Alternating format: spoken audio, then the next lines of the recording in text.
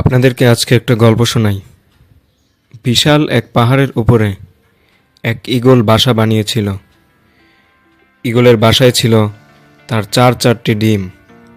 প্রতিদিন সকালে সে এগুলো রেখে খাবারের খোঁজে উড়ে যেত।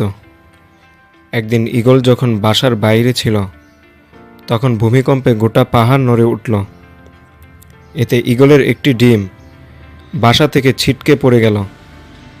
গড়াতে গড়াতে সেই ডিম এসে পড়ল পাহাড়ের নিচে এক মুরগির বাসার উঠোনে।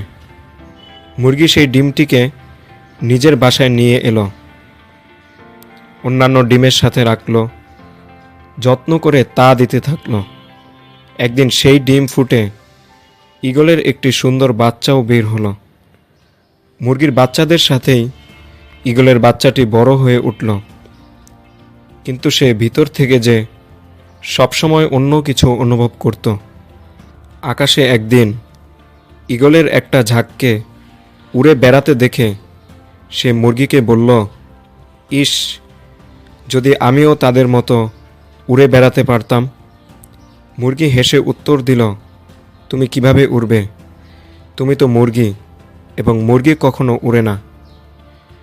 ঈগল মাঝে মাঝেই তার স্বগোত্রীয়দের উড়ে বেড়াতে দেখত এবং স্বপ্ন দেখত সেও তাদের মতোই উড়ে বেড়াবে।